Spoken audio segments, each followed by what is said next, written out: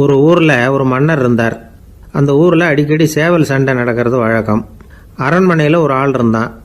மன்னருக்காக அவன் ஒரு சேவல் வாங்கிட்டு வந்தான். சண்டை போடுறதுக்காக அந்த சேவலை தயார் பண்ணிகிட்டு இருந்தான். கொஞ்ச நாள் ஆச்சு. மன்னர் அந்த ஆளை கூப்பிட்டார். என்னப்பா சேவல் தயாராகிட்டுதா அப்படின்னு கேட்டார். இன்னும் அது தயாராகல மன்னா, இன்னும் வளரல, அதுக்கான தகுதி இன்னும் அதுக்கு வரல அப்படின்னா. எதனால் அப்படி சொல்கிறேன்னாரு. கோபம் ரொம்ப கடுமையாக இருக்குது அப்படின்னா. சரி அப்படின்னு விட்டுட்டார். மறுபடியும் கொஞ்ச நாள் ஆச்சு. இப்போ எப்படி நிலைமை, சேவல் தயாரா அப்படின்னார். இன்னும் இல்லை அரசே, மற்ற சேவல் எங்கேயாவது கூவுற சத்தம் கேட்டால் உடனே இது பரபரப்பாயிடுது. பக்கத்தில் ஒரு சேவலின் நிழலை கண்டா கூட இது பரபரப்பாயிடுது அப்படின்னா. சரி இன்னும் கொஞ்ச நாள் ஆகட்டும்னு விட்டுட்டார். கொஞ்ச நாள் ஆச்சு. இப்போ மறுபடியும் விசாரித்தார். இன்னும் நம்ம சேவலுக்கு அந்த தகுதி வரலமன்னா, போராட்ட உணர்வு அதுக்கு இன்னும் இருந்துக்கிட்டு தான் இருக்குது. உள்ளே மெதுவாக தான் எரிய ஆரம்பிச்சிருக்குது போராட்ட உணர்வு. அப்படி இருக்கக்கூடாது, அது பற்றி எரிய வேண்டாமா அப்படின்னா. இன்னும் கொஞ்ச நாள் ஆச்சு. இப்போ எப்படின்னு கேட்டார். இப்போ அவன் சொன்னான், மன்னா கிட்டத்தட்ட அது போருக்கு தயாராகிட்டுது அப்படின்னு நினைக்கிறேன்னா. எதனால் அப்படி சொல்கிற அப்படின்னு கேட்டார். மற்ற சேவலின் குரலை கேட்டால் அது அசைகிறதே இல்லை, ஒரு பொம்மை மாதிரி ஆயிடுது. அதுக்கு உள்ள ஒரு நுட்பமான விழிப்புணர்வு வந்துட்டுது. அதனால் அது அமைதியாக இருக்குது, மௌனமாக இருக்குது. இனிமேல் அதுக்கு இணையான சேவலே கிடையாது. வெற்றி பெற அது போராட வேண்டிய அவசியமே இல்லை. அதை பார்த்த உடனே எதிரி சேவல்கள் பயந்துட்டு ஓடி போடும் அப்படின்னு சொன்னானான். அந்த சேவலை வளர்த்தவர் சி சிங் சு அப்படின்னு பேர். இந்த சுசுகி சொன்ன கதையும் அது. ஞானிகள் என்ன சொல்கிறாங்க தெரியுமா?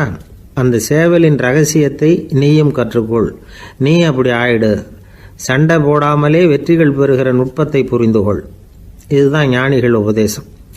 ஒரு குருக்கிட்ட ஒருத்தன் போயிருக்கிறான். எனக்கு சண்டை போட கற்றுக் கொடுங்கண்ணா. அதுக்கு என்ன செய்யணும்னார். என்ன உங்கள் மாணவனாக சேர்த்துங்கண்ணா. சரி இப்போ உன்னுடைய பலம் என்னன்னு கேட்டிருக்கார்.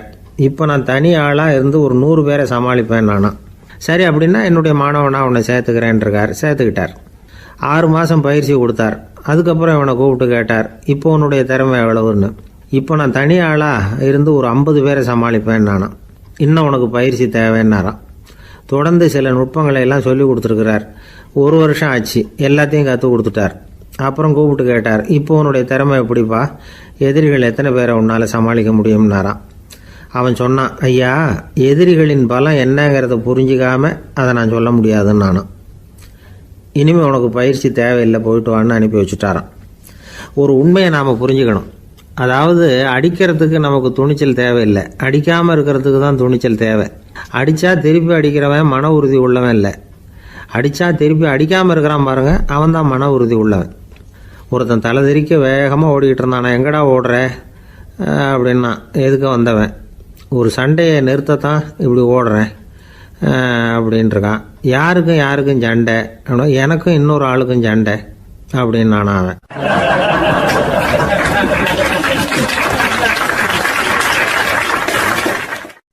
எது ரொம்பவும் கஷ்டமான காரியம் அப்படின்னு கேட்டார் ஒருத்தர்.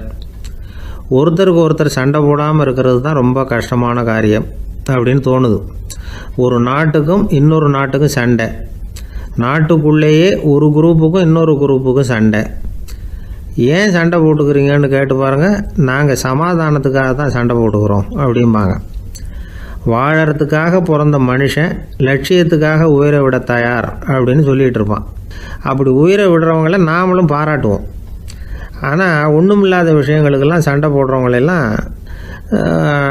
அப்படிப்பட்டவங்களையும் சரி உயிரை விடுறவங்களையும் சரி என்னென்னு சொல்கிறது.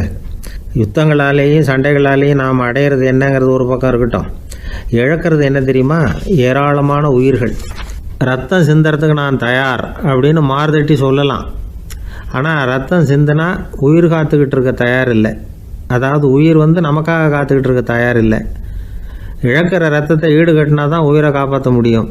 அதனால் இது சம்மந்தமாக ஆராய்ச்சி செய்கிற கட்டாயம் ஏற்பட்டு போச்சு. அதோட விளைவாக புதுசாக ஒன்றை கண்டுபிடிச்சிருக்கிறாங்க.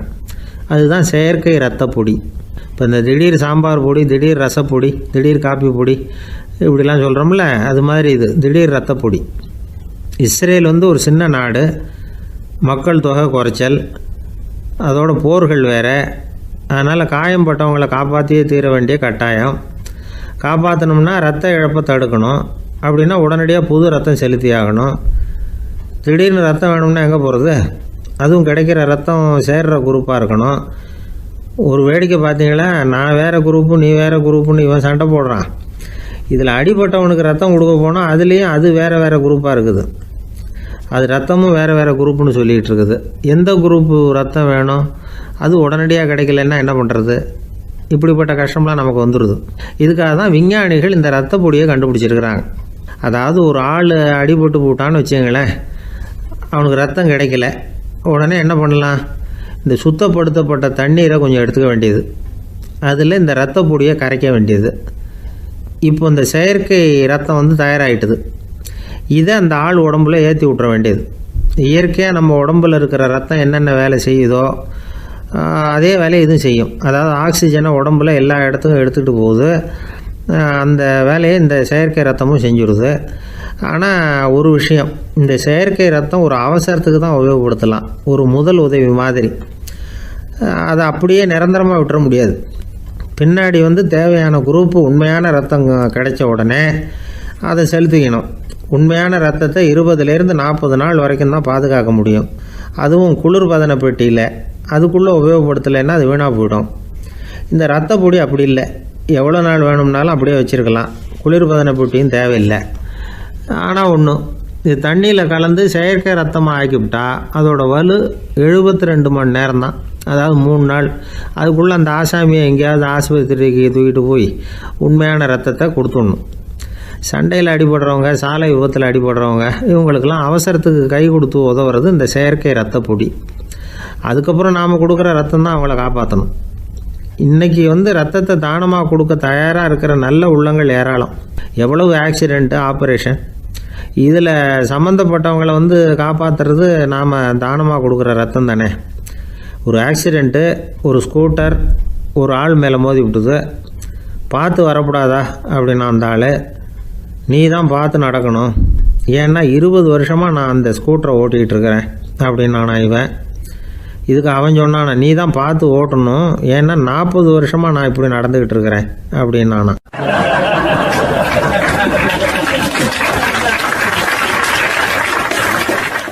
ஒருத்தர் அவசரமாக போய்கிட்டு இருந்தார். எங்கே போய்கிட்டு இருக்கீங்க அப்படின்னு கேட்டார் ஒரு பெரியவர். கடைக்கு போகிறேன் சார், சாமான் வாங்கிறதுக்கு அப்படின்னார். அங்கே போகிறதுக்கு முன்னாடி தெரிஞ்சிக்க வேண்டியதெல்லாம் தெரிஞ்சுக்கிட்டீங்களா அப்படின்னு கேட்டார் பெரியவர். கடைக்கு போய் காசை கொடுத்து ஒரு பொருளை வாங்கிட்டு வரப்போகிறோம், இதில் தெரிஞ்சிக்க வேண்டியது என்ன இருக்குது அப்படின்னார் அலட்சியமாக. இப்போ அந்த பெரியவர் பேச ஆரம்பித்தார். இந்த உலகத்தில் எந்த ஒரு செயலில் இறங்குறப்போவும் நாம் நல்லா ஆலோசனை பண்ண வேண்டிய விஷயம் 5 அப்படின்னார். உதாரணமாக, ஒருத்தன் கடைக்கு போய் ஏதோ ஒரு பொருளை வாங்கிட்டு வர போகிறான்னு வச்சுக்கோங்களேன். அப்போ கூட அவன் வந்து 5 விஷயங்களை பற்றி தெரிஞ்சுக்க வேண்டியிருக்குது அப்படிங்கிறார் அவர். முதல்ல அந்த பொருள் எப்படிப்பட்டது அப்படிங்கிறத தெரிஞ்சுக்கணும். 2வதா தன்னை பற்றியும் தெரிஞ்சுக்கணும். அப்போ தான் அந்த பொருள் தனக்கு தேவையா இல்லையா அப்படிங்கிறத புரிஞ்சுக்க முடியும். 3வதா தெரிஞ்சுக்க வேண்டியது ஒன்று இருக்குது. அது என்னன்னா, அந்த பொருளை அடையறதுக்கு வழி என்ன அப்படிங்கிறத தெரிஞ்சுக்கணும். அதாவது எவ்வளவு பணம் கொடுத்தா அது கிடைக்கும், இது மாதிரியான விஷயங்கள். 4வதா அந்த பொருளை அடையிறது மூலமாக நாம் அடையக்கூடிய பயன் என்ன அப்படிங்கிறதையும் உணரணும். 5வது அந்த பொருளை அடையிறதுல இருக்கக்கூடிய தடை எது அப்படிங்கிறதையும் நாம் தெரிஞ்சுக்கணும். பெரியவர் பேசுறது ஏதோ தத்துவம் மாதிரி தெரியுது இல்லையா? தத்துவம் தான். அதாவது இப்படி உலகியல் வாழ்க்கையில் சின்ன சின்ன விஷயங்கள்லேயே நாம் 5 விஷயங்களை தெரிஞ்சுக்க வேண்டியிருக்குது. அது ரொம்ப அவசியமாக இருக்குது. பேரின்ப நிலைன்னு சொல்கிறாங்கல்ல, அது மாதிரி பெரிய சமாச்சாரங்கள்லேயும் இந்த 5 விஷயங்களை நாம் தெரிஞ்சுக்க வேண்டியிருக்குது.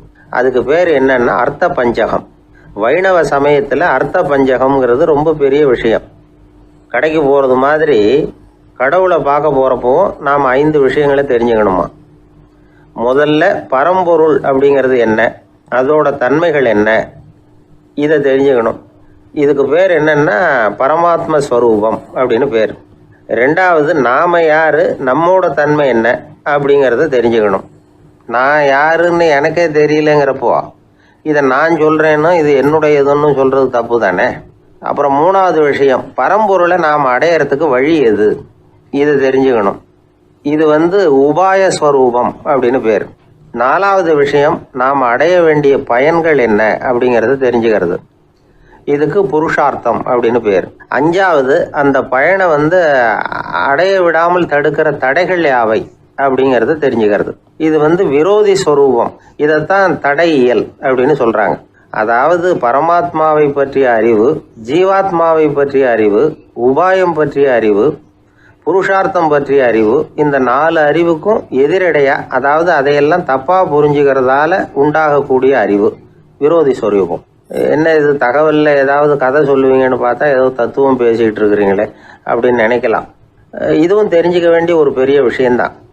காதில் போட்டு வச்சா எப்போவாவது உபயோகப்படும். என்னுடைய நண்பர் ஒருத்தர் ஒரு நாள் என்கிட்ட சொன்னார், சார், அடுத்த மாதம் தஞ்சாவூரில் ஒரு கல்யாணம், போகிறதா வேண்டாமா அப்படின்னு ஒரே குழப்பமா இருக்கு அப்படின்னார். நான் உடனே இந்த அர்த்த பஞ்சக உபதேசம் பண்ண ஆரம்பித்தேன். அவர் எல்லாத்தையும் பொறுமையாக கேட்டுவிட்டு, சரி சார், நான் போகிறதுன்னு முடிவு பண்ணிவிட்டேன்னார். எப்படி இந்த முடிவுக்கு வந்தீங்க அப்படின்னு கேட்டேன். அவர் சொன்னார், சார், அந்த 2வது பாயிண்ட் ஒன்று சொன்னீங்களே, அதை புரிஞ்சுக்கிட்டதுக்கு அப்புறம்தான் இந்த முடிவுக்கு வந்தேன் அப்படின்னார். என்ன 2வது பாயிண்ட்டுன்னு? அதாவது தன்னை பற்றி புரிஞ்சுக்கணும் அப்படின்னு சொன்னீங்க. உடனே என்னை பற்றி புரிஞ்சுக்கிட்டேன், நான் யாருங்கிறது எனக்கு தெரிஞ்சுது, உடனே போகிறது தான் நல்லதுன்னு முடிவு பண்ணிவிட்டேன்னார். நீங்கள் யாருன்னு கேட்டேன். நான் தான் சார் அந்த கல்யாணத்தில் தாலி கட்ட வேண்டிய மாப்பிள்ளை அப்படின்னார்.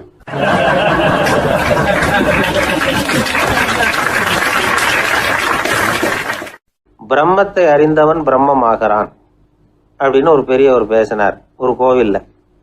தைத்திரிய உபனிஷத்து அப்படி சொல்லுதான். இதை கேட்கும் பொழுது நமக்கு ஒரு சந்தேகம் வரும். அது எப்படி?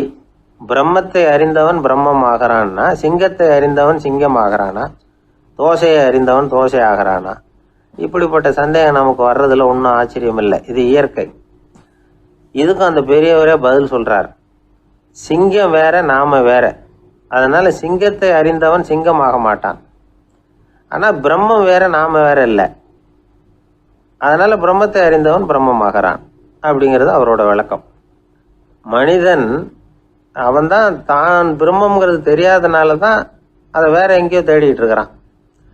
கடைசியில் அது தான் தாங்கிறது புரிஞ்சுக்கிற பொழுது அவன் பிரம்மம் ஆயிடுறான். இதை விளக்கிறதுக்கு ஒரு உபநிஷத்து கதையே இருக்கு. நமக்கு தெரிஞ்ச கதை தான், ஆனால் அதை வேற விதமான அர்த்தத்தில் விளையாட்டாக சொல்லிட்டு இருக்கிறோம். ஒரு சமயம் ஒரு 10 நண்பர்கள் ஒரு காட்டு வழியாக போய்கிட்டு இருக்கிறாங்க. குறுக்க ஒரு நதி, அதை கடந்து அடுத்த பக்கம் போகணும். எல்லாரும் ஒரு வழியாக கடந்து அடுத்த கரைக்கு போய் சேர்ந்துட்டாங்க. அங்கே போய் சேர்ந்ததுக்கு அப்புறம் எல்லாரும் பத்திரமா சேர்ந்துட்டோமா அப்படின்னு தெரிஞ்சுக்கிறதுக்காக எண்ணி பார்க்குறான் அந்த கூட்டத்து தலைவன். அவங்க மொத்தம் 10 பேர். ஆனால் அவன் எண்ணி பார்க்குறப்போ 9 தான் வருது. ஏன்னா அவன் தன்னை விட்டுவிட்டான். எதிரில் நிற்கிறவங்கள மட்டுமே எண்றான். ஐயோ 10வது ஆள் எங்கேங்கிறான், பதறான். சரி நீ இரு, நான் எண்ணி பார்க்குறேன்னு சொல்லிவிட்டு இன்னொருத்தன் எண்றான். அவனும் தன்னை விட்டுட்டு எண்றான். 9 தான் வருது. எல்லாரும் கொய்ய முறையோன்னு கத்த ஆரம்பிச்சிட்டாங்க. அந்த சமயத்தில் ஒரு பெரியவர் அந்த பக்கமாக வர்றார். என்ன விஷயம்னு விசாரிக்கிறார். 10வது ஆள் 6 அடிச்சுட்டு போட்டுது அப்படின்னு சொல்லி இவங்க அழறாங்க. சரி அழாதீங்க அப்படின்னு சொல்லி அந்த தலைவனை பார்த்து இப்படி வாங்குறார். வர்றான். இப்போ எனக்கு முன்னாடி ஒரு தரம் எண்ணு பார்க்கலாம்ங்கிறார். 1 2 3ன்னு ஆரம்பித்து 9ல் முடிக்கிறான். உடனே பெரியவர், நீ தான் அந்த 10வது ஆள் அப்படிங்கிறார். இது உண்மை. நாம தான் அது. நாம தான் நம்மளை வேற எங்கேயோ தேடிட்டு இருக்கிறோம். நாம எங்கேயோ தேடிட்டு இருக்கிறோமே, அந்த பிரம்மம் நாம தான். இப்படி ஒரு பெரிய உண்மையை விளக்கிறதுக்காக தான் அப்படி ஒரு கதை சொல்லப்பட்டது. ஆனால் அதை நாம வேற விதமாக வேடிக்கையாக உபயோகப்படுத்திக்கிட்டு இருக்கிறோம். எப்படி தெரியுமா? ஒரு ஆத்தங்கரையில் ஒரு 10 பேர் முழிச்சுக்கிட்டே நின்றுக்கிட்டு இருந்தாங்களாம். அந்த பக்கமாக வந்த ஒருத்தன், ஏன் இப்படி முழிச்சுக்கிட்டு நிற்கிறீங்கன்னு கேட்டிருக்கிறான். எங்களுக்கு நீச்சல் தெரியாது, நாங்கள்லாம் அடுத்த கரைக்கு போய் சேரணும் அப்படின்னு நாங்களாம். சரி நான் கொண்டுட்டு போய் விடுறேன். எல்லாரும் அக்கறைக்கு போய் சேர்ந்த உடனே ஆளுக்கு 1 ரூபா வீதமாக மொத்தம் 10 ரூபா எனக்கு கொடுக்கணும் அப்படின்னு இருக்கான் இவன். சரின்னு ஒத்துக்கிட்டாங்க. இவன் ஒவ்வொருத்தராக கையை பிடிச்சி மெதுவாக ஆற்றுல இறக்கி அழைச்சிட்டு போயிட்டான். 9 பேரை கரை சேர்த்துட்டான். 10வது ஆள் பாதி ஆற்றுல போயிட்டு இருக்கிறப்போ திடீர்னு வெள்ளம் வந்துட்டுது. புடி நழுவி போச்சு. கையை விட்டுட்டான். வெள்ளம் அடிச்சுட்டு போட்டுது. அழைச்சிட்டு வந்தவன் நீச்சல் அடித்து தட்டு தடுமாறி கரைக்கு சேர்ந்துட்டான். கரையில் இருந்தவங்களுக்கு இந்த விஷயம் தெரியாது. இருந்தாலும் இவன் உடம்பு பூரா நனைஞ்சி கொஞ்சம் அதிகமாக மூச்சு வாங்க நின்றுக்கிட்டு இருந்தானா, ஏங்க ஏன் இப்படி மூச்சு வாங்குது, என்ன விஷயம் அப்படின்னு கேட்டாங்களாம். அதுக்கு இவன் கொஞ்சமா அலட்டிக்காம சொன்னானா, வேற ஒண்ணும் இல்ல, நீங்க கொடுக்க வேண்டிய 10 ரூபாயில 1 ரூபா குறைஞ்சு போச்சு, அவ்வளவுதான் அப்படின்னானா.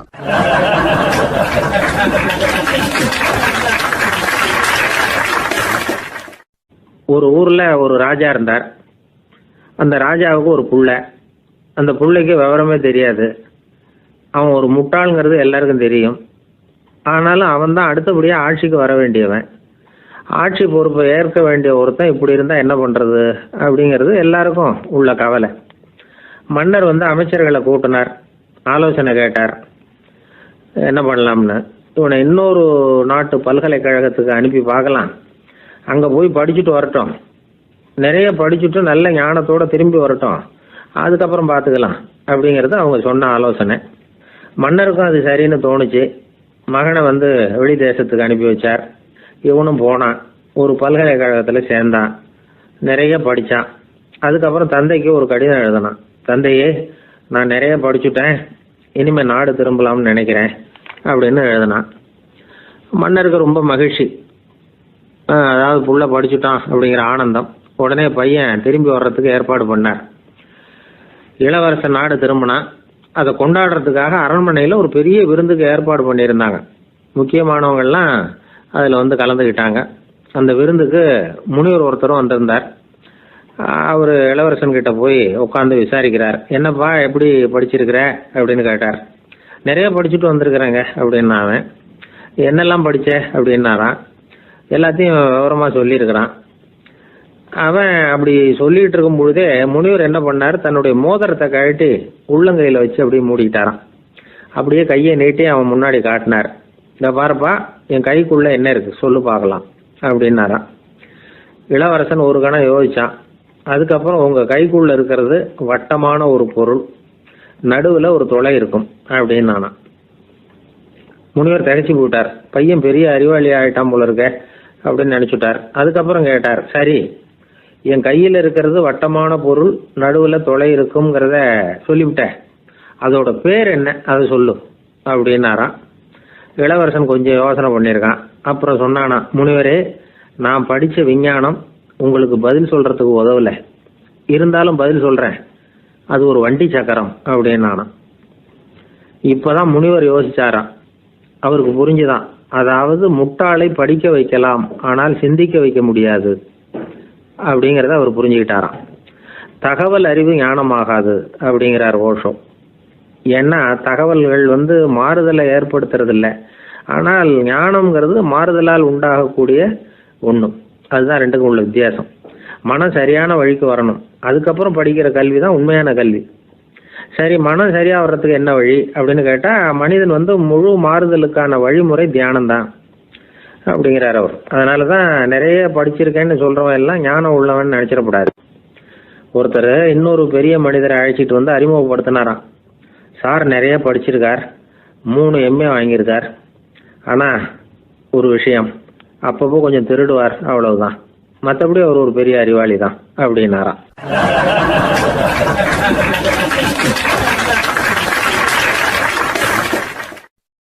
வருஷம் செப்டம்பர் மாதம் 22ஆம் தேதி மதுரை மேலமாசி வீதியில் உள்ள ஒரு வீடு. அங்கே அன்னைக்கு நடந்த ஒரு அற்புத நிகழ்ச்சி பின்னாடி உலக மக்களை எல்லாம் ஆச்சரியப்பட வச்சுது. இந்திய வரலாற்றிலேயே அது ஒரு முக்கியமான நிகழ்ச்சி. உலக மக்கள் கவனமெல்லாம் காந்திஜியின் பக்கம் திரும்புறதுக்கு காரணமாக இருந்த நிகழ்ச்சி அது. கதர் துணி பிரச்சாரத்துக்காக காந்திஜி மதுரைக்கு வந்திருந்தார். சென்னை துணி வணிகர் சங்கத்தின் துணைத் தலைவர் ஒருத்தர் இருந்தார், ராம்ஜி கல்யாண் சேட்ஜி. அவருடைய வீடு மதுரை மேலமாசி வீதியில் இருந்தது. அந்த வீட்டில் தான் காந்திஜி தங்கியிருந்தார். அப்போது வயலுக்கு போகிற உழவர்கள்லாம் சின்ன சின்ன துண்டை இடுப்பில் கட்டிக்கிட்டு கலப்பையை தூக்கிக்கிட்டு தெருவில் நடந்து போகிறத கவனித்தார். ஏற்கனவே சேலத்துக்கு தெற்க பல பகுதிகளில் ஆண்களும் பெண்களும் அரைகுறை ஆடைகளோடு உழைச்சிக்கிட்டு இருக்கிறத கண்ணால் கண்டிருக்கிறார் அவர்.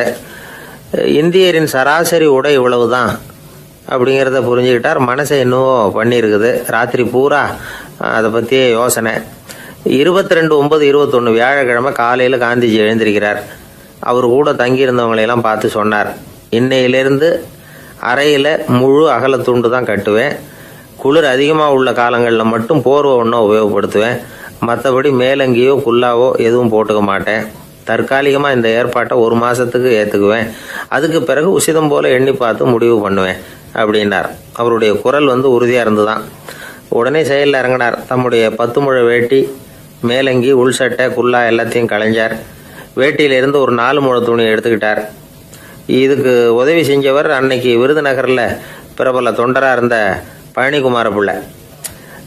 வெட்டி எடுத்த துண்டை நீள வாக்கில் ரெட்டையாக மடித்தார். அதை இடுப்பில் துண்டு மாதிரி கட்டிக்கிட்டார். தலையில் சின்ன உச்சி குடுமி, அறையில் சின்ன துண்டு. அண்ணல் காந்தி ஆண்டி கோலத்தில் காட்சி அளிக்கிறார். கூட இருந்தவங்களை பார்த்து காரைக்குடிக்கு புறப்படலாமே அப்படின்னார். அவர் நண்பர்களும் சீடர்களும் திகைச்சு போய் நிற்கிறாங்க. இந்த விரதம் நிரந்தரமாக ஆயிடுமோங்கிற பயம் அவங்களுக்கு. எப்படியோ இந்த விவரம் ராஜாஜிக்கு அன்னைக்கு பிரபலமாக விளங்கின தேசபக்தர் டாக்டர் TSS ராஜனுக்கு எட்டுச்சு. உடனே 2 பேரும் ஓடி வந்தாங்க. வேண்டாமே இந்த கோலம் அப்படின்னாங்க. காந்திஜி தன்னுடைய முடிவில் உறுதியாக இருந்தார். ராஜாஜி என்னென்னமோ வாதமெல்லாம் பண்ணி பார்த்தார்.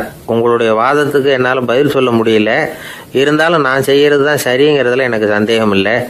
இன்னைக்கு அதிகாலை 3 மணி இருக்கும். நான் ஓரளவு விழிச்சுக்கிட்டேன்.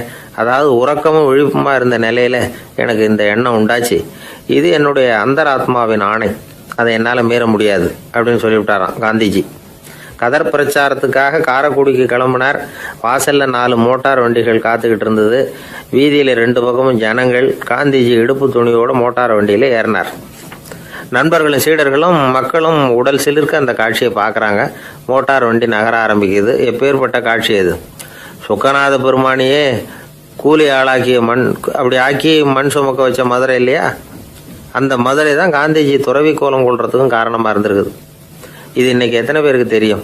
ஒரு தடவை காந்திஜி நேருவும் சுற்றுப்பயணம் செஞ்சாங்களாம். ஒரு இடத்துல நடந்து போயிட்டு இருக்கிறாங்க. குறுக்க ஒரு வாய்க்கால். நேரு என்ன பண்ணார் தெரியுமா? தன்னுடைய இளமை துடிப்பை காட்டுறதுக்காக கொஞ்சம் தூரம் பின்னாடி போய் அங்கேருந்து வேகமாக ஓடி வந்து அந்த வாய்க்காலை தாண்டினாராம். காந்திஜி அப்படி பண்ணல. பக்கத்தில் இருந்த பாலம் வழியா அந்த வாய்க்காலை கடந்து வந்தார். நேரு காந்திஜியை பார்த்து சிரிச்சுக்கிட்டே, என்ன மாதிரி நீங்களும் தாண்டி இருக்கலாமே அப்படின்னாராம். அதுக்கு காந்திஜி சிரிச்சுக்கிட்டே சொன்னாராம், 2 அடி முன்னேறதுக்காக 5 அடி பின்னாடி போறதா அப்படின்னாராம்.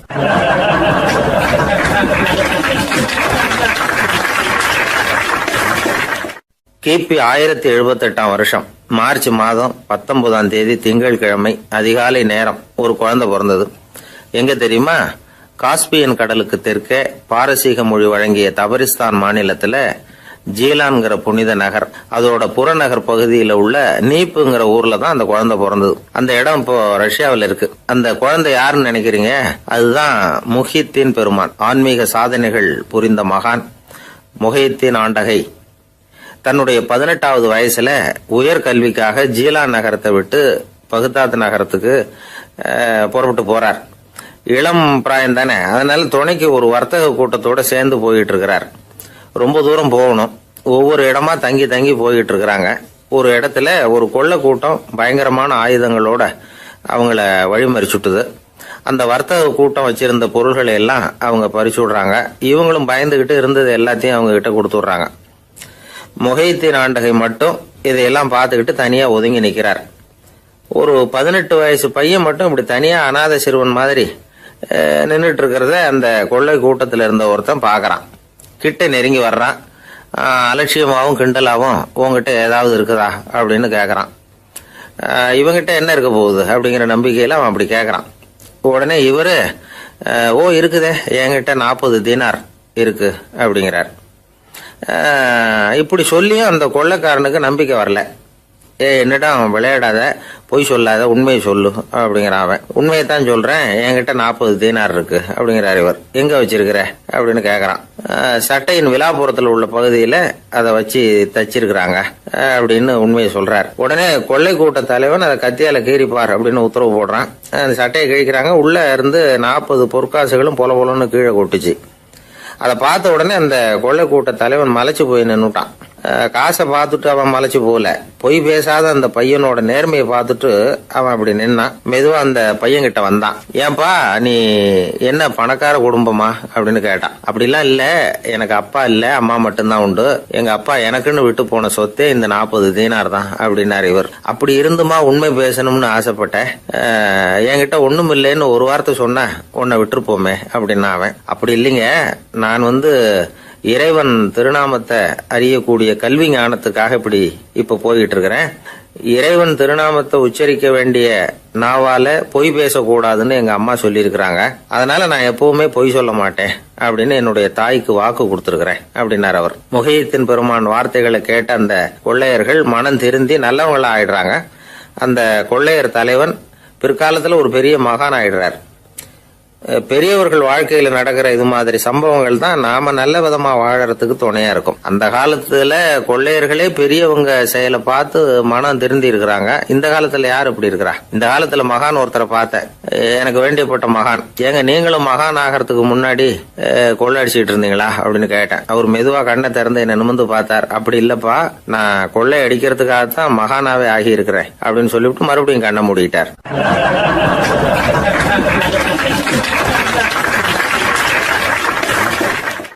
ஒரு காலத்தில் பிரஷ்யா அப்படின்னு ஒரு தேசம் இருந்தது. இப்போ ஜெர்மனி இருக்குல்ல, இதோட பெரும்பகுதி ஒரு காலத்தில் பிரஷ்யாங்கிற பேரில் இருந்தது. அப்போ அதுக்கு அரசராக இருந்தவர் மகா ஃப்ரெடரிக், அதாவது ஃப்ரெடரிக் தி கிரேட் அப்படின்னு சொல்லுவாங்க. அந்த ராஜாவுக்கு ஒரு சந்தேகம், நாம் பல வகையான வரிகளை விதித்து வசூல் பண்ணுறோம், அப்படி பண்ணி வருமானம் குறைஞ்சிக்கிட்டே போகுதே, இதுக்கு என்ன காரணமாக இருக்கும்? இதுதான் அவருக்கு ஏற்பட்ட சந்தேகம். ஒரு சமயம் அந்த அரசர் தம்முடைய அமைச்சர்களையும் பிரபுக்களையும் தளபதிகளையும் கூப்பிட்டு ஒரு விருந்து வச்சார். விருந்து முடிஞ்சதும் அவங்கள பார்த்து இந்த சந்தேகத்தை கேட்டார். வரிகள் அதிகமாக விதித்து வருமானம் குறையறதுக்கு என்ன காரணம் அப்படின்னு கேட்டார். பல பேருக்கு இதுக்கு சரியாக பதில் சொல்ல தெரியல. அனுபவசாலியான ஒரு தளபதி எழுந்திருச்சார். அரசே, அது எப்படிங்கிறத இப்போ உங்களுக்கு காட்டுறேன்னார். உடனே ஒரு பெரிய பனிக்கட்டி ஒன்றை தன்னுடைய கையில் எடுத்தார். அதை அப்படியும் எப்படியும் திருப்பி பார்த்தார். அப்புறம் அடுத்தவர்கிட்ட கொடுத்தார். அவரும் அதை அப்படியும் இப்படியும் திருப்பி பார்த்துட்டு அடுத்தபடியாக இருந்தவர்கிட்ட கொடுத்தார். இப்படியே இதை ஒவ்வொருத்தராக பார்த்துட்டு ஒவ்வொரு கையாக மாறி கடைசியில் மன்னர் கைக்கு போய் சேர்ந்தது. மன்னர் கைக்கு அந்த பனிக்கட்டி போய் சேர்ந்தப்போ அது கொஞ்சம் கொஞ்சமாக உருகி ஒரு பட்டாணி கடலை சைஸுக்கு ஆயிட்டுது. மன்னர் யோசனை பண்ணார், வரி அதிகமாக போட்டாலும் வந்து சேர்றது குறைவாக இருக்கிறதுக்கு என்ன காரணம் அப்படிங்கிறது அவருக்கு புரிஞ்சு போச்சு. காலம்தான் மாறிட்டு இருக்கே தவிர இந்த கையூட்டு வாங்குற பழக்கம் மாறினதாக தெரியல. இன்னொரு ராஜா இருந்தார். அவர் தன்னுடைய ராஜாங்கத்தில் லஞ்ச ஊழலே சுத்தமாக இருக்கக்கூடாது அப்படின்னு நினைச்சார். அவர்கிட்ட பல்வேறு துறைகளுக்கும் பொறுப்பாக இருந்த பல பேரும் ரொம்ப சுத்தமாகவும் நேர்மையாகவும் இருந்தாங்க. ஒரே ஒருத்தர் மட்டும் எல்லார்கிட்டையும் லஞ்சம் வாங்கிட்டே இருந்தார். அவரை வேற வேற துறைகளுக்கு மாற்றி பார்த்தாரு. அந்த ராஜா என்னென்னமோ பண்ணி பார்க்குறாரு. எந்த வேலையை கொடுத்தாலும் அதுலேயும் லஞ்சம் வாங்குறதுக்கு ஒரு வழியை உண்டு பண்ணிக்குவார் அந்த ஆள். ராஜாவுக்கு இது ஒரு பெரிய தலைவலியாக போட்டுது. இவர் என்ன பண்ணுறது? இவருக்கு என்ன வேலையை கொடுக்கறது? கொஞ்சம் கூட லஞ்சம் வாங்கிறதுக்கு சான்ஸே இல்லாத ஒரு வேலையை கொடுக்கணும் அப்படின்னு திட்டம் போட்டார். ஒரு நாள் அவருக்கு அந்த உத்தரவும் போட்டுட்டார். அதாவது அவருக்கு என்ன வேலைன்னா, கடற்கரையில் தான் அவருக்கு ஆஃபீஸ். அங்கேயே இருந்துக்க வேண்டியது. தினமும் எத்தனை கடல் அலை கரையில் வந்து மோதுது அப்படிங்கிறத கணக்கெடுத்து ராஜாவுக்கு தெரிவிக்க வேண்டியது. இதுதான் அவருக்கு வேலை. பேசாமல் அலையை எண்ணிட்டு உட்காந்துருக்கிட்டோம், அப்போவாவது அவர் லஞ்சம் வாங்குகிற சந்தர்ப்பம் இல்லாமல் போயிடும் அவருக்கு அப்படின்னு நினைச்சார் ராஜா. இந்த ஆள் கடற்கரைக்கு போய் டியூட்டியில் ஜாயின் பண்ணிட்டார். ஒரே மாசத்துல அங்கே சொந்தமாக ஒரு பிரம்மாண்டமான மாளிகை கட்டி விட்டாரு. ராஜாவுக்கு இது பெரிய ஆச்சரியமாக போச்சு. அலைய என்ற வேலையில் அந்த ஆள் எப்படி பணம் சம்பாதிச்சார் அப்படின்னு விசாரிச்சு பார்த்தார் அக்கம் பக்கத்தில். அந்த ஆள் என்ன பண்ணியிருக்கிறாருன்னா, கடற்கரையில் போய் பொறுப்பு ஏற்றுக்கிட்ட உடனே அங்கே இருந்த மீனவர்கள்கிட்ட எல்லாம் இந்த கரையில் வந்து ஒரு நாளில் வந்து மோதுற அலைகள் எத்தனை அப்படின்னு கேட்டிருக்காரு. அது எப்படிங்க தெரியும்னு இருக்காங்க அவங்க. தினமும் அந்த எண்ணிக்கை தெரியணும். நம்ம ராஜாவுக்கு தினமும் அறிக்கை அனுப்பணும், டெய்லி ரிப்போர்ட்டு.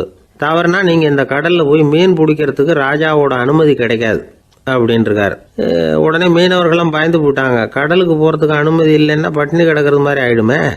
மெதுவாக அந்த ஆளுகிட்ட போனாங்க. காதோட காதாக சொன்னாங்க, ஐயா, எங்களால் வந்து கடல் அலையை வந்து எண்ண முடியாது. தினமும் எங்களால் முடிஞ்சதை உங்களுக்கு பணமாக கொடுத்துட்றோம். நீங்கள் தான் ராஜா கிட்ட சிபாரிசு பண்ணி நாங்கள் தொடர்ந்து மீன் பிடிக்கிறதுக்கு அனுமதி வாங்கி கொடுக்கணும் அப்படின்னு வேண்டிக்கிட்டாங்க. பணம் தினமும் வந்து சேர ஆரம்பிச்சுட்டுது. பதவியில் மற்ற பதவியோட இந்த பதவி எவ்வளவோ மேல் அப்படின்னு நினச்சிட்டான் அந்த ஆள். அது மட்டும் இல்லை, தயவு பண்ணி என்னை இந்த இடத்த விட்டு மாற்றி விடாதீங்க சார் அப்படின்னு வேற கேட்க ஆரம்பிச்சிட்டானா.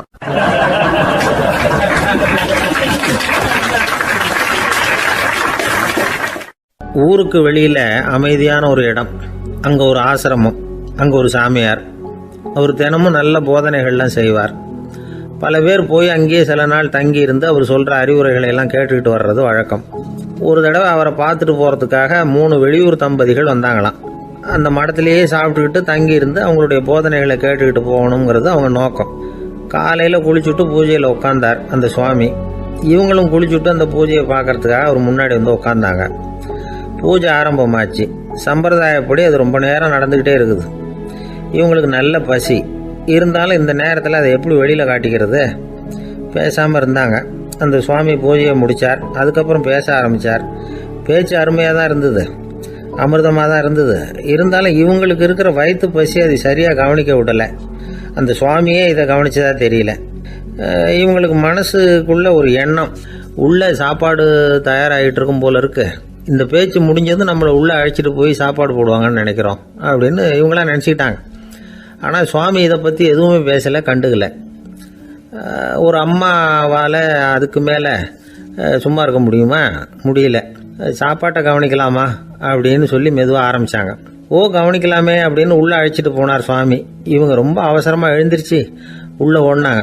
அங்கே ஒரு மேஜை மேலே ஒரு கிண்ணம் மூடி இருந்தது. ஓ இதுதான் சாப்பாட்டு மேஜை போல இருக்கு, இங்கே சாப்பாடு வந்துடும் அப்படின்னு நினச்சாங்க. உடனே போய் சுற்றி உட்காந்துக்கிட்டாங்க. சுவாமி அந்த கிண்ணத்தை எடுத்து அந்த அம்மா கிட்ட கொடுத்தார். அவங்க அதை வாங்கி மூடியை திறந்து பார்க்குறாங்க. உள்ளே ஒரு சாவி இருக்குது. ஓ சரிதான், இது சமையலறை சாவி போல இருக்கு. அங்கே போய் அதை திறந்து சாப்பாட்டை நாமே எடுத்துக்கிட்டு வந்து இங்கே வச்சுக்கிட்டு சாப்பிடணும் போல இருக்கு அப்படின்னு நினச்சாங்க. சாவி இருக்கு இல்லையா, வாங்க பூட்டு நிறையா காட்டுறேன் அப்படின்னு சுவாமி அவங்கள அழைச்சிட்டு போனார், காட்டினார். இவங்க அந்த அறையை ரொம்ப அவளோடு திறந்தாங்க. உள்ளே பார்த்தா அங்கே அரிசி, பருப்பு, விதவிதமான காய்கறி எல்லாம் இருக்குது.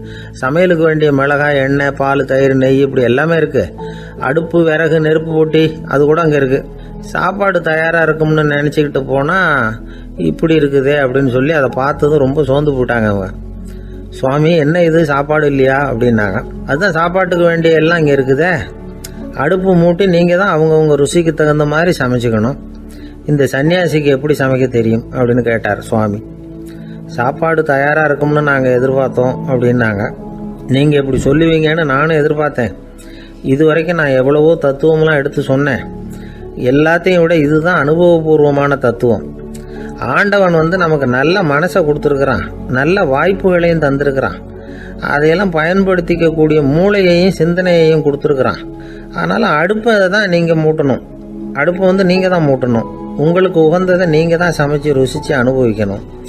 ஆண்டவனே அதை செஞ்சுக்கிட்டு இருக்க மாட்டான் அப்படின்னாராம் அந்த சுவாமி. நம்முடைய வாழ்க்கையில் பல நல்ல பலன்களை பெறறதுக்கு நாம் தான் முயற்சி பண்ணணும்.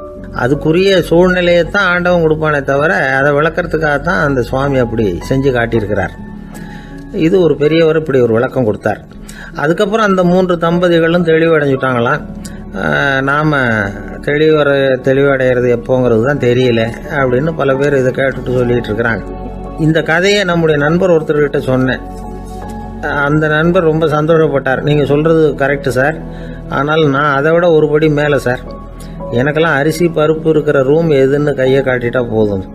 உடனே கிண்ணத்துலேருந்து சாவியை எடுத்து கொடுக்கணுங்கிற அவசியம்லாம் இல்லை எனக்கு. அப்புறம் எப்படி ரூமை திறந்துருவீங்க அப்படின்னு கேட்டேன். பூட்டை உடைச்சி திறந்துருவேன், அதுதான் எனக்கு பழக்கம் அப்படிங்கிறார்.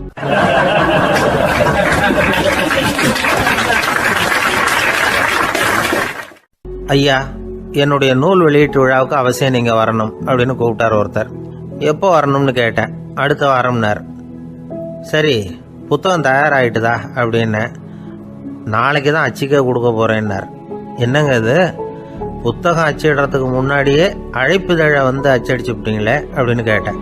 அதனால் என்னங்க, அந்த காலம் மாதிரி அப்போல்லாம் அச்சுக்கலை எவ்வளவோ முன்னேறியாச்சுங்க. Linotype, monotype, phototype, laser இப்படி என்னென்னமோ வந்தாச்சு. இன்றைக்கி கொடுத்தா நாளைக்கே புத்தகம் தயார் அப்படின்னார். இப்படி இந்த அளவுக்கு முன்னேறி இருக்கிற இந்த அச்சுக்கலை ஆரம்பத்தில் எப்படி இருந்தது தெரியுமா? அந்த காலத்தில் காகிதம்னா என்னென்னே தெரியாது. அப்படி ஒன்று கண்டுபிடிக்கப்படவே இல்லை. அப்போல்லாம் எதையாவது ஒன்று எழுதணும்னா அதுக்கு ஆட்டு தோலை தான் பயன்படுத்தி இருக்கிறாங்க. கண்ணுக்குட்டி தோல் கூட அதுக்கு உபயோகப்பட்டு தான். ஐரோப்பாவில் இருந்த பாதிரியார்கள் தோலில் எழுதப்பட்ட புத்தகத்தை தயாரிக்கிறதுல ரொம்ப கெட்டிக்காரங்களாம். எகிப்து, அப்புறம் மத்திய தரைக்கடல் ஓரத்தில் உள்ள நாடுகள், இங்கே எல்லாம் தோல் தான் எழுது பொருளாக பயன்பட்டு வந்திருக்குது. ஆனால் நம்ம நாட்டில் ஓலைச்சுவடிகளை எழுத்துக்கு பயன்படுத்தி இருக்கிறாங்க.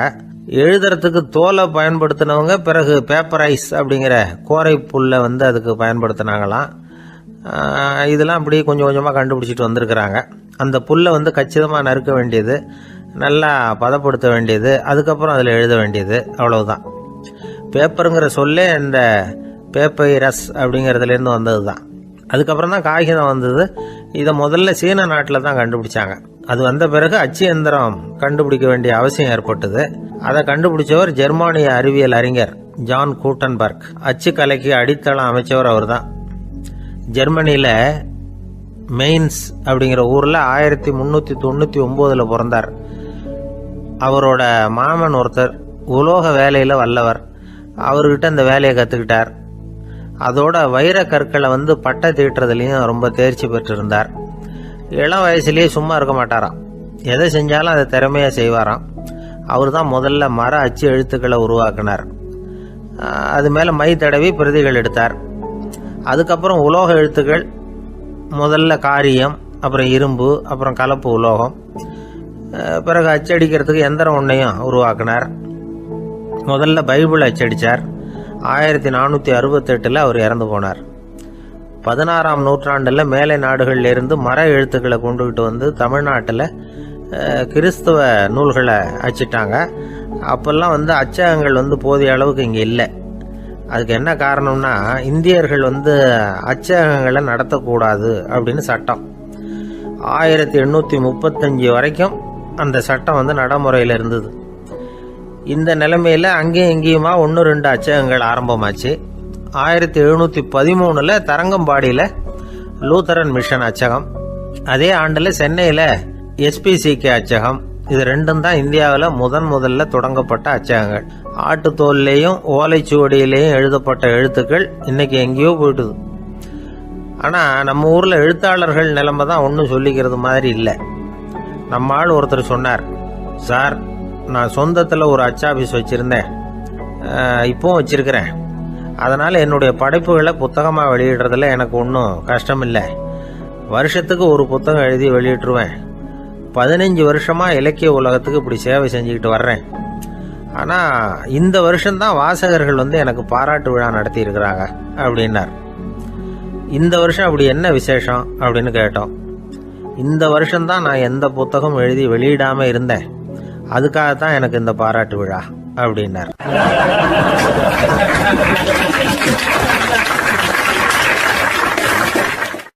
ஐயா, என்னுடைய நூல் வெளியீட்டு விழாவுக்கு அவசியம் நீங்கள் வரணும் அப்படின்னு கூப்பிட்டார் ஒருத்தர். எப்போ வரணும்னு கேட்டேன். அடுத்த வாரம்னார். சரி, புத்தகம் தயாராகிட்டுதா அப்படின்னு. நாளைக்கு தான் அச்சிக்க கொடுக்க போகிறேன்னார். என்னங்க இது, புத்தகம் அச்சிடுறதுக்கு முன்னாடியே அழைப்புதழை வந்து அச்சடிச்சு விட்டீங்களே அப்படின்னு கேட்டேன். அதனால் என்னங்க, அந்த காலம் மாதிரி அப்போல்லாம் அச்சுக்கலை வந்து எவ்வளவோ முன்னேறியாச்சுங்க. Linotype, monotype, phototype, laser, இப்படி என்னென்னமோ வந்தாச்சு. இன்னைக்கு கொடுத்தா நாளைக்கே புத்தகம் தயார் அப்படின்னார். இப்படி இந்த அளவுக்கு முன்னேறி இருக்கிற இந்த அச்சுக்கலை ஆரம்பத்தில் எப்படி இருந்தது தெரியுமா? அந்த காலத்தில் காகிதம்னா என்னன்னே தெரியாது. அப்படி ஒன்று கண்டுபிடிக்கப்படவே இல்லை. அப்போல்லாம் எதையாவது ஒன்று எழுதணும்னா அதுக்கு ஆட்டு தோலை தான் பயன்படுத்தி இருக்கிறாங்க. கண்ணுக்குட்டி தோல் கூட அதுக்கு உபயோகப்பட்டு தான்.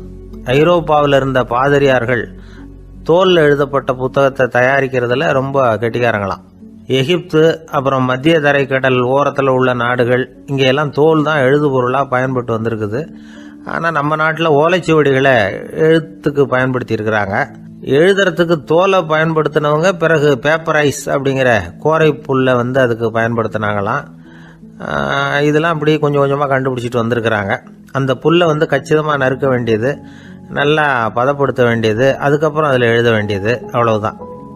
பேப்பருங்கிற சொல்லே இந்த பேப்பைரஸ் அப்படிங்கிறதுலேருந்து வந்தது தான். அதுக்கப்புறம் தான் காகிதம் வந்தது. இதை முதல்ல சீன நாட்டில் தான் கண்டுபிடிச்சாங்க. அது வந்த பிறகு அச்சு எந்திரம் கண்டுபிடிக்க வேண்டிய அவசியம் ஏற்பட்டது. அதை கண்டுபிடிச்சவர் ஜெர்மானிய அறிவியல் அறிஞர் ஜான் கூட்டன்பர்க். அச்சு கலைக்கு அடித்தளம் அமைச்சவர் அவர் தான். ஜெர்மனியில் மெயின்ஸ் அப்படிங்கிற ஊரில் 1399 பிறந்தார். அவரோட மாமன் ஒருத்தர் உலோக வேலையில் வல்லவர். அவர்கிட்ட இந்த வேலையை கற்றுக்கிட்டார். அதோட வைர கற்களை வந்து பட்டை தீட்டுறதுலையும் ரொம்ப தேர்ச்சி பெற்றிருந்தார். இளம் வயசுலேயே சும்மா இருக்க மாட்டாராம். எதை செஞ்சாலும் அதை திறமையாக செய்வாராம். அவர் தான் முதல்ல மர அச்சு எழுத்துக்களை உருவாக்கினார். அது மேலே மை தடவி பிரதிகள் எடுத்தார். அதுக்கப்புறம் உலோக எழுத்துக்கள், முதல்ல காரியம், அப்புறம் இரும்பு, அப்புறம் கலப்பு உலோகம், பிறகு அச்சடிக்கிறதுக்கு எந்திரம் ஒன்றையும் உருவாக்கினார். முதல்ல பைபிள் அச்சடித்தார். 1468 அவர் இறந்து போனார். 16ஆம் நூற்றாண்டில் மேலை நாடுகளிலிருந்து மர எழுத்துக்களை கொண்டுகிட்டு வந்து தமிழ்நாட்டில் கிறிஸ்துவ நூல்களை அச்சிட்டாங்க. அப்போல்லாம் அச்சகங்கள் போதிய அளவுக்கு இங்கே இல்லை. அதுக்கு என்ன காரணம்னா, இந்தியர்கள் அச்சகங்களை நடத்தக்கூடாது அப்படின்னு சட்டம். 1835 வரைக்கும் அந்த சட்டம் நடைமுறையில் இருந்தது. இந்த நிலைமையில் அங்கேயும் இங்கேயுமா 1-2 அச்சகங்கள் ஆரம்பமாச்சு. 1713 தரங்கம்பாடியில் லூத்தரன் மிஷன் அச்சகம், அதே ஆண்டில் சென்னையில் SPCK அச்சகம். இது ரெண்டும் தான் இந்தியாவில் முதல்ல தொடங்கப்பட்ட அச்சகங்கள். ஆட்டுத்தோல்லையும் ஓலைச்சுவடியிலையும் எழுதப்பட்ட எழுத்துக்கள் இன்னைக்கு எங்கேயோ போயிட்டுது. ஆனால் நம்ம ஊரில் எழுத்தாளர்கள் நிலைமை தான் ஒன்றும் சொல்லிக்கிறது மாதிரி இல்லை. நம்ம ஆள் ஒருத்தர் சொன்னார், சார் நான் சொந்தத்தில் ஒரு அச்சாபீஸ் வச்சுருந்தேன், இப்போவும் வச்சுருக்கிறேன். அதனால் என்னுடைய படைப்புகளை புத்தகமாக வெளியிடுறதுல எனக்கு ஒன்றும் கஷ்டம் இல்லை. வருஷத்துக்கு ஒரு புத்தகம் எழுதி வெளியிட்டுருவேன். 15 வருஷமாக இலக்கிய உலகத்துக்கு இப்படி சேவை செஞ்சுக்கிட்டு வர்றேன். ஆனால் இந்த வருஷம்தான் வாசகர்கள் எனக்கு பாராட்டு விழா நடத்தி இருக்கிறாங்க அப்படின்னார். இந்த வருஷம் அப்படி என்ன விசேஷம் அப்படின்னு கேட்டோம். இந்த வருஷம்தான் நான் எந்த புத்தகம் எழுதி வெளியிடாமல் இருந்தேன், அதுக்காகத்தான் எனக்கு இந்த பாராட்டு விழா அப்படின்னார்.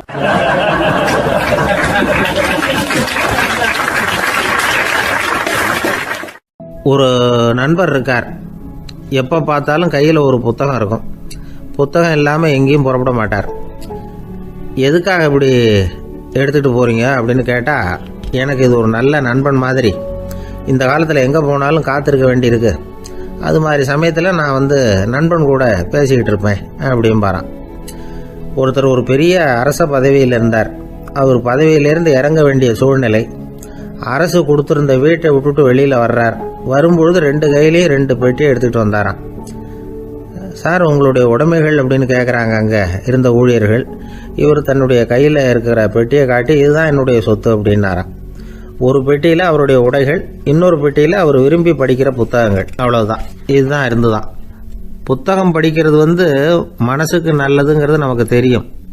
புத்தக வாசிப்பு உடம்புக்கும் நல்லதுங்கிறாங்க. அது நமக்கு ஆச்சரியமாக தான் இருக்குது. ஒரு நபர் ஒரு வருஷத்தில் சராசரியாக 2000 பக்கங்களை படிச்சிருக்கணுமா, யுனெஸ்கோ பரிந்துரை. ஆனால் நம்ம நாட்டில் நாம் சராசரியாக படிக்கிறது 32 பக்கங்கள். அவ்வளவுதான். இவ்வளவுக்கு நம்ம நாட்டில் 6000த்துக்கும் மேற்பட்ட நாளேடுகள், 2000த்துக்கும் மேற்பட்ட இதழ்கள், மலர்கள், இவ்வளவு இருந்தும் சரியாக வரல. இந்த உலகத்தில் முதல் நூலகம் எங்கே எப்போ ஆரம்பமாச்சு தெரியுமா? கிமு 2500 ஆண்டில் அது ஆரம்பமாயிருக்குது. பாபிலோனியாவில் அமில் அணு அப்படிங்கிற அரசன் தான் நூலகத்தை உருவாக்கி இருக்கிறான். அப்போல்லாம் தாள் கிடையாது, களிமண் தான். களிமண் பலகைகளில் எழுதி அது தொகுத்து அப்படியே நூலாக்கி அதை நூலகத்தில் வச்சுருப்பாங்களாம். அரசருடைய நூலகத்தில் 1000த்துக்கும் மேற்பட்ட நூல்கள் இருந்ததாக வரலாற்று குறிப்பு இருக்குது. அது மட்டும் இல்லை, அந்த நூலகத்தில் பொருள் வாரியாக, அதாவது சப்ஜெக்ட் வாரியாக புத்தகங்களை வகைப்படுத்தி வச்சுருந்தாங்களாம். அதில் மிச்சம் இருந்த ஒரு 25 களிமண் பலகை புத்தகங்கள் இன்றைக்கும் பிரிட்டிஷ் அருங்காட்சியகத்தில் இருக்குதான். அச்சு தாள் இதெல்லாம் ஏற்பட்டதுக்கு அப்புறம் அமைக்கப்பட்டது தான் பிரான்சில் இருக்கக்கூடிய பாரிஸ் நூலகம். 1480 பிரெஞ்சு மன்னர் 11ஆம் லூயி இந்த நூலகத்தை அமைச்சாராம். ஆனால் அப்போல்லாம் அரசர்கள் மட்டும்தான் நூலகத்தை பயன்படுத்த முடியுமா. அதுக்கப்புறம் 17ஆம் நூற்றாண்டில் இந்த முறை மாறி பொதுமக்கள் அங்கே போகலாம், படிக்கலாம் அப்படிங்கிற நிலைமை வந்துதான். போட்லியன் நூலகம் அப்படின்னு அதுக்கு பேர், பாரிஸ் நகரத்தில் இருக்குது. அங்கே தான் நூல்களின் பட்டியல் தயாரிப்பு பணி ஆரம்பமாச்சு. கல்வி வளர்ச்சியையும் நூலகத்தையும் இணைச்சவர் நெப்போலியன் போனபார்ட். முன்பணம் செலுத்தி புத்தகத்தை படிக்கிற முறையையும் அவர் தான் கொண்டுட்டு வந்தாராம். மக்கள்கிட்ட வசூலிக்கிற வரியின் ஒரு பகுதியை நூலகத்துக்கு பயன்படுத்தினவரும் அவர் தானா. நெப்போலியன் நூலகத்தில் உலகத்தில் உள்ள எல்லா மொழி நூல்களும் இருக்குதான். அங்கே ஒரு தமிழ் நூலும் இருந்திருக்குது. அது என்னென்னா கம்பராமாயணம். சோவியத் யூனியனுக்கு படையெடுத்து போனப்போ அங்கேருந்து லட்சக்கணக்கான புத்தகங்களை இந்த பனிச்சறுக்கு வாகனங்கள் இருக்குல்ல, அதில் கொண்டுகிட்டு வந்ததாக வரலாறு. அடுத்தபடியாக குறிப்பிட்டு சொல்லத்தக்க நூலகம் எதுன்னா பிரிட்டிஷ் நூலகம். மிக பழைய கையெழுத்து பிரதியெல்லாம் கூட அங்கே இருக்குது. 1753 ஆரம்பமாச்சு. அதில் உள்ள நூல்களை வரிசையாக அடுக்கினா 180 கிலோமீட்டர் நீளத்துக்கு வருமா. மிகப்பெரிய நூலகம் அமெரிக்க தலைநகர் வாஷிங்டனில் இருக்குதான். இந்தியாவை பொறுத்த வரைக்கும் பெரிய பழைய நூலகம் எதுன்னா கல்கத்தா நூலகம். எல்லா இந்திய மொழி நூல்களும் இங்கே உண்டு. மகாகவி பாரதியார் நடத்தின இந்தியாங்கிற இதழின் எல்லா பிரதிகளும் அங்கே பாதுகாப்பாக இருக்குது. படிக்கும் பழக்கம் இங்கே வளர வேண்டியிருக்குது. ஒருத்தர்கிட்ட ஒரு புஸ்தகத்தை கொடுத்து விமர்சனம் எழுத சொல்லியிருந்தாங்க. கொஞ்ச நாள் கழித்து அவரை போய் பார்த்து, என்னங்க புஸ்தகத்தை படித்து பார்த்தீங்களா அப்படின்னு கேட்டாங்களாம். இதுக்கு அவர் சொல்லியிருக்கிறார், இன்னும் நான் படித்து பார்க்கலிங்க, இப்போ தானே விமர்சனமே எழுதி முடிச்சிருக்கிறேன், இனிமே தான் படிக்கணும் அப்படின்னாராம்.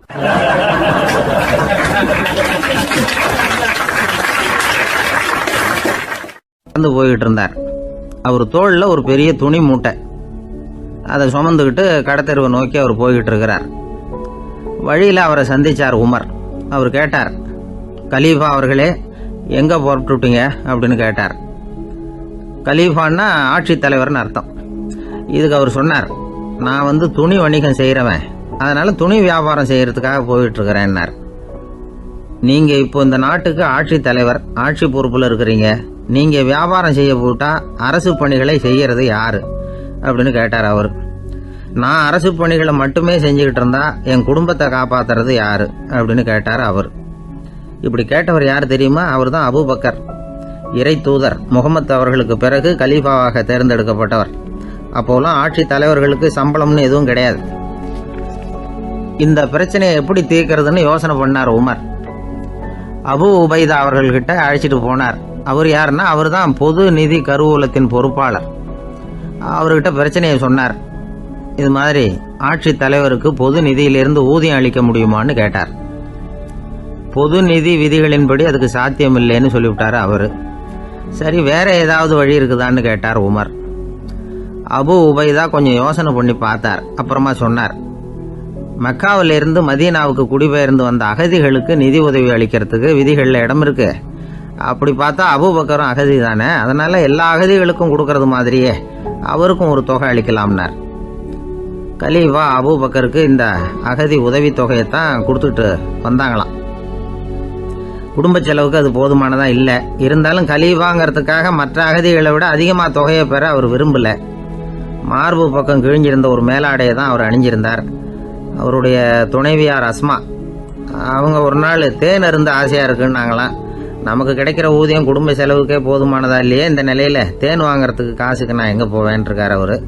கொஞ்ச நாள் கழித்து அவங்க ஒரு தொகையை அவர்கிட்ட கொடுத்து தேன் வாங்கிட்டு வர சொன்னாங்களாம். இவருக்கு ஆச்சரியம், ஏது இந்த பணம்னு கேட்டிருக்காரு. நீங்கள் தினமும் குடும்ப செலவுக்காக கொடுத்துக்கிட்டு வந்த பணத்தில் கொஞ்சம் கொஞ்சமாக மிச்சப்படுத்தி வச்சேன்னாங்களாம். அபூபக்கர் அந்த பணத்தை எடுத்துக்கிட்டு நேராக பொது நிதி கருவூல பொறுப்பாளர்கிட்ட போனார். இந்த பணத்தை பொது நிதியில் சேர்த்துருங்க, இது அதிகப்படியாக எனக்கு தரப்பட்டு வந்த ஊதியம், அடுத்த மாதத்திலேருந்து இந்த தொகையை குறைச்சிங்கன்னு வேற சொல்லிவிட்டாராம். பசியை தணிக்க தேவையான அளவு உணவு, ஒரு ஜோடி உடை, இதை தவிர கூடுதலாக மக்கள் பொது நிதியிலிருந்து வாங்கிக்கிறதுக்கு என் குடும்பத்தாருக்கு உரிமை இல்லை அப்படின்னு சொல்லி கண்டிப்பாக சொல்லிவிட்டாராம். அவர் வாங்கிட்டு வந்த இந்த குறைந்த ஊதியம் கூட அவர் மனசை உறுத்திக்கிட்டே இருந்தது. கடைசி நேரம் அவர் தம்முடைய மகள் ஆயிஷா அவர்களை அழைச்சார். மகளே, இதுவரைக்கும் பொது நிதியிலிருந்து நான் வாங்கிட்டு வந்த தொகை என்னுடைய இதயத்தில் பாரமாக அழுத்திக்கிட்டு இருக்கு. என் தோட்டத்தை விற்று அதில் வர்ற பணத்திலிருந்து நான் இதுவரைக்கும் வாங்கிட்டு வந்த ஊதிய தொகையை கணக்கு போட்டு பொது நிதியில் சேர்த்துடு அப்படின்னாராம். பதவி ஏற்கிறதுக்கு முன்னாடி தன்கிட்ட இருந்ததை விட இப்போ கூடுதலாக என்ன சொத்து இருக்குன்னு பார்த்துருக்கார். ஒரு ஒட்டகம், ஒரு கோப்பை, ஒரு பணியாள். இதையும் அடுத்தபடியாக கலீஃபாவா வர்றவர்கிட்ட ஒப்படைச்சிருங்க அப்படின்னு விட்டாராம். அதே மாதிரி அடுத்து வந்த உமர்கிட்ட ஒப்படைச்சாங்க. அப்போ உமர் சொன்னாராம், அபூபக்கரே, இந்த முன்மாதிரியால் உங்களுக்கு பிறகு இந்த ஆட்சி பொறுப்பை ஏற்கிறவர்களை பெரும் நெருக்கடிக்கு ஆளாகி விட்டீங்க அப்படின்னு சொல்லி ரொம்ப கண் கலங்கினாராம். கடைசியாக அபூபக்கர் தன்னுடைய குடும்பத்தாருக்கு விட்டு சென்ற சொத்து ஒரு படுக்கை விரிப்பு, ஒரு போர்வை, அவ்வளவுதான். இது சிந்திக்க வேண்டிய ஒரு செய்தி. ஒரு ஊரில் ஒரு மன்னர் இருந்தாராம். அமைச்சர் அவர்கிட்ட சொன்னாராம், மன்னா, நம்ம ராஜ்யத்தில் இனிமே லஞ்ச ஊழலே இருக்காதுன்னாராம். ஆஹா, அப்படின்னா ஊழல் பேர் வழிகளையெல்லாம் நாடு கடத்தியாச்சா அப்படின்னு கேட்டிருக்காரு மன்னர். இதுக்கு அவரு, அப்படி இல்லைங்க, இனிமே கொடுக்கறதுக்கு ஜனங்கள்கிட்ட பணமே இல்லை அப்படின்னாராம்.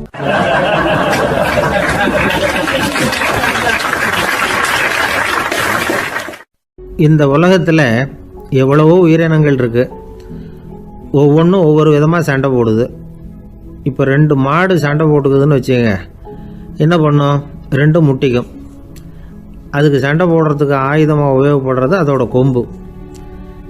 2 சேவல் சண்டை போட்டுக்குதுன்னு வச்சுக்கோங்க, அதுக்கு ஆயுதமாக உபயோகப்படுறது அதோட கால் நகம். காலால் தான் அது ஒன்றோட ஒன்று சண்டை போட்டுக்கும். ஆனால் 2 மனுஷன் சண்டை போட்டுக்கிறான்னு வச்சுக்கோங்க, இவன் இன்னதை தான் ஆயுதமாக உபயோகப்படுத்துவான்னு குறிப்பிட்டு சொல்ல முடியாது. கல்லை எடுப்பான், கத்தி எடுப்பான், துப்பாக்கி எடுப்பான், என்ன வேணாலும் பண்ணுவான். வாயால் திட்டுவான், கையால் அடிப்பான், காலால் உதைப்பான், சகலகலா வல்லவன். விலங்குகள்லாம் பொதுவாக வாயை சாப்பிட்றதுக்கு மட்டும்தான் உபயோகப்படுத்துது. ஆனால் இவனுக்கு சாப்பிட்றதுக்கும் அதுதான், சாப்பிட்டு விட்டு திட்டுறதுக்கும் அதுதான். ஆனால் ஒரு விஷயத்தில் மட்டும் கெட்டிக்கிறேன். அதாவது நாம் சண்டை போட்டுக்கிட்டாலும் பரவாயில்லை, கோழிகள் சண்டை போடாமல் இருக்கணும் அப்படின்னு ஆசைப்படுறான். எதுக்காக? கோழிகள் சண்டை போடாமல் இருந்தால் நிறைய முட்டைகள் போடுமா, அதுக்காக தான் இந்த அக்கறை. கோழி பண்ணை வச்சிருக்கிறவங்களுக்கு இது ஒரு பெரிய பிரச்சனை. அதாவது பண்ணையில் இருக்கிற கோழிகளுக்குள்ளே அடிக்கடி சண்டை வந்துடும். அதனால் முட்டை உற்பத்தி குறைஞ்சிரும். சரி, இதுக்கு என்ன பண்ணுறது? பண்ணையில் போய் உட்காந்துக்கிட்டு தினமும் பஞ்சாயத்து பேசிகிட்டு இருக்க முடியுமா? அமெரிக்காவில் கோழி பண்ணை வச்சிருக்கிற ஒருத்தர் இதை பற்றி யோசனை பண்ணி பார்த்தாராம். ஒரு வழியையும் கண்டுபிடிச்சிருக்கார். கோழிக்கெல்லாம் மூக்கு கண்ணாடி மாட்டி விட்டுட்டோம்னா அது சண்டை போடுற குணம் குறைஞ்சிரும், முட்டை அதிகமாகிடும். அந்த கண்ணாடியில் உள்ள லென்ஸு சிவப்பு நிறத்தில் இருக்கணும், அவ்வளவுதான் அப்படின்னு அவர் கண்டுபிடிச்சாராம். இது ஏற்கனவே நடைமுறையில் கண்டுபிடிக்கப்பட்ட ஒரு விஷயம். ஆனால் எல்லா கோழிக்கும் சிவப்பு மூக்கு கண்ணாடி எப்படி மாட்டி விடுறது? அப்படியே மாட்டி விட்டாலும் அது நழுவாமல் இருக்கணுமே. இப்போ நாமெல்லாம் நடு விரலால் மூக்கு கண்ணாடி நடுவில் தொட்டு அப்படி ஸ்டைலாக சரி பண்ணிக்கிறோம். அது மாதிரி கோழி எப்படி சரி பண்ணிக்கும்? இதுதான் பிரச்சனை. இதுக்கு அவர் என்ன வழி கண்டுபிடிச்சாருன்னா, கோழிக்கெல்லாம் மூக்கு கண்ணாடிக்கு பதிலாக விழியொட்டு வில்லைகள், கான்டாக்ட் லென்ஸ், அதை பொருத்தி விட்டா என்ன அப்படின்னு யோசனை பண்ணார். அதே மாதிரி பண்ணார். அதே மாதிரி செஞ்சு பார்த்தார், வெற்றி. அதுக்கப்புறம் கோழியெல்லாம் சண்டை போட்டுக்கலையாம், சமாதான பிரியர்கள் ஆகிட்டு தான். கோழிகளுக்கு இயல்பாகவே சண்டை போடுற குணம் உண்டு. ஆனால் அதோட கண்ணுக்கு பார்க்குற பொருள்லாம் ரோஜா நிறத்துலையோ அல்லது இன்னும் சொல்ல போனால் அழுத்தமான சிவப்பு நிறத்துலையோ தெரிஞ்சதுன்னா சண்டை போடுற குணம் குறைஞ்சிருதான். அந்த சமயத்தில் அது அதிகமாகவும் முட்டையிட ஆரம்பிச்சுடுதான். அதே நேரத்தில் இறை எடுக்கிறத கூட குறைச்சிக்குதான். இது ஏன் இப்படி பண்ணுதுங்கிறது விஞ்ஞானிகளுக்கு இன்னமும் புரியலையா. எப்படியோ அமெரிக்க கோழிகள்லாம் கான்டாக்ட் லென்ஸ் பொருத்திக்க ஆரம்பித்தாச்சு. கோழி கழுத்தை பிடிச்சிக்கிட்டு ஒரு சில வினாடிகளில் அதை பொருத்தி விட்றாங்களாம்.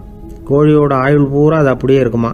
பண்ணையில் முட்டை உற்பத்தி குறைஞ்சா இது மாதிரி விஞ்ஞானபூர்வமாக பரிகாரம் தேடுறது தான் நல்லது. நமக்கு வேண்டியப்பட்ட ஒருத்தர், அவர் ஒரு கோழி பண்ணை வச்சுருந்தார். அந்த பண்ணையில் பாதி கோழி திடீர்னு செத்து போச்சு. உடனே ஒரு கால்நடை மருத்துவர்கிட்ட போக வேண்டியது தானே. அங்கே போகல. உள்ளூரில் மந்திரம் பண்ணிகிட்டு இருந்த ஒரு சாமியார்கிட்ட போனார். அவர் காலில் விழுந்தார். சாமி, என் பண்ணையில் பாதி கோழி செத்து போட்டுதுன்னார். சாமியார் யோசனை பண்ணார். சரி, பண்ணையில் வாசப்படி கிழக்கு பக்கமாக வச்சுருக்கியா மேற்கு பக்கமாக வச்சுருக்கியான்னு கேட்டார். கிழக்கு பக்கமாக இருக்குன்னார் அவர். அதுதான் தப்பு, மேற்கு பக்கமாக அதை மாற்ற சரியாக போடும்னாராம். அதே போல் இவர் போய் மாற்றிவிட்டார். அப்பவும் பாதி செத்து போச்சு. மறுபடியும் சொன்னார், சாமி மறுபடியும் பாதி கோழி செத்து போட்டுதேன்னார். சரி, கூரை எப்படி போட்டிருக்க? ஓடு போட்டிருக்கியா இல்லை கீத்து போட்டிருக்கியான்னார். ஓடு போட்டிருக்கேன்னாராம் அவர். அதுதான் தப்பு, அதை கீத்து போட்டுரு சரியாக போடும்னாராம். சரின்னு போய் அதையும் மாற்றி பார்த்தார். மறுபடியும் போயிட்டது, கோழி செத்து போச்சு. வந்தார். மறுபடியும் பாதி செத்து போச்சு சாமின்னு வந்தார். இவரும் யோசனையை மாற்றி மாற்றி சொல்லிகிட்டே இருக்கிறார். இப்படி அவரும் மாற்றி மாற்றி பார்த்தார். 6வது தடவையாக அவரை தேடிட்டு வந்தார். அந்த சமயத்தில் இவர் ரொம்ப தீவிரமாக யோசனை பண்ணி பார்த்துட்டு, அது சரிப்பா, நீயே என்கிட்ட சளைக்காமல் வந்துக்கிட்டு இருக்கிற, நானும் யோசனை சொல்லிகிட்டு இருக்கேன். இப்போவும் உங்ககிட்ட சொல்கிறதுக்கு என்கிட்ட யோசனை நிறையா இருக்குது. ஆனால் சோதிக்கிறதுக்கு உங்ககிட்ட கோழி இல்லையே, என்ன பண்ணுறது அப்படின்னாராம் இவர்.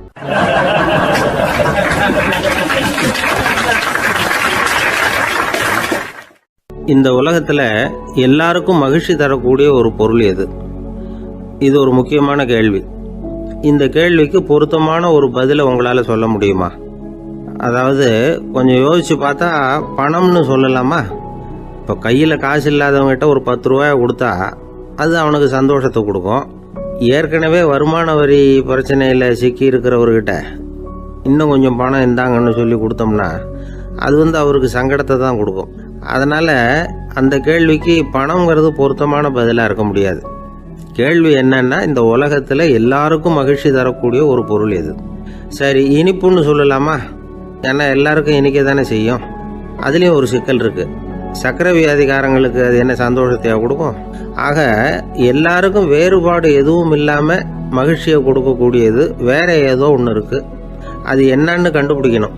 அதுதான் இன்றைக்கி தகவல். இப்போ அதை கண்டுபிடிக்கணும்னா இந்த கதையை கேட்கணும். அது என்ன கதைன்னா, ஒரு ஊரில் ஒரு ராஜா இருந்தார். அவருக்கும் இதே சந்தேகம் வந்துட்டுது. அதாவது எல்லாருக்கும் இன்பம் தரக்கூடிய பொருள் எது அப்படின்னு. இதுக்கு பதில் தெரிஞ்சுக்கிறதுக்கு ஆசைப்பட்டார். சரி, அதுக்கு என்ன செய்யலாம்னு யோசனை பண்ணார். நாட்டு மக்களுக்கு பகிரங்கமாக ஒரு அறிவிப்பு கொடுத்தார். நம்ம நாட்டு மக்கள் இன்பம் தரக்கூடிய பொருள் எதுன்னு நினைக்கிறாங்களோ அதை கொண்டுகிட்டு வந்து அரண்மனையில் உள்ள கண்காட்சி மண்டபத்தில் வைக்கலாம்.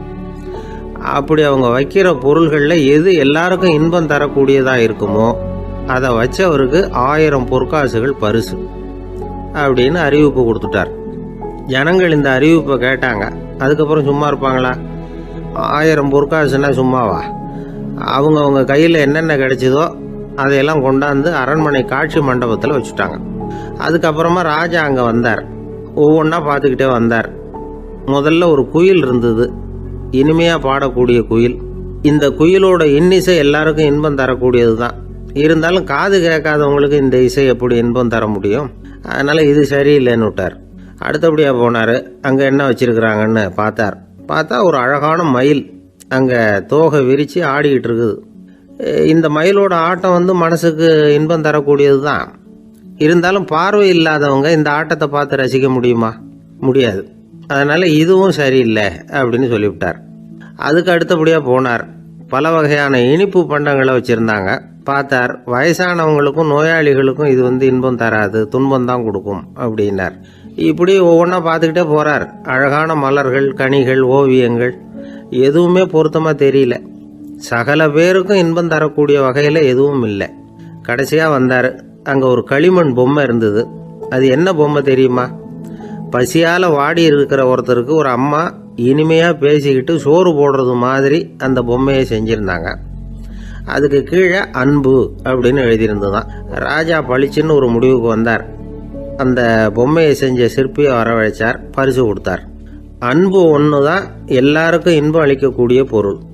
காது கேட்காதவங்களும் அதை கேட்க முடியும், பார்வை இல்லாதவங்களும் அதை பார்க்க முடியும், குழந்தைகளும் அதை உணர முடியும் அப்படின்னு அதுக்கு விளக்கம் கொடுத்தார் அந்த மன்னர்.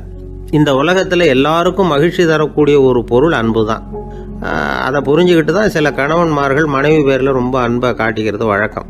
ஒரு வீட்டு வாசப்படி பக்கமாக மழைக்கு ஒதுங்கினார் ஒருத்தர். மழை தூரிக்கிட்டு இருந்தது, இருட்டு நேரம். அந்த வீட்டில் இருந்தவர், இன்னைக்கு ராத்திரி வேணும்னா இங்கேயே தங்கிட்டு காலையில் போங்க அப்படின்னார். உடனே இவர் சொன்னார், ரொம்ப நன்றிங்க, ஒரு 10 நிமிஷத்தில் இதை வந்துவிடுறேன் அப்படின்னு சொல்லிவிட்டு எங்கேயோ ஓடினார். 10 நிமிஷம் கழித்து திரும்பி வந்தார். ஆமாம், எங்கே போயிட்டு வந்தீங்கன்னு கேட்டார் வீட்டில் இருந்தவர். நேராக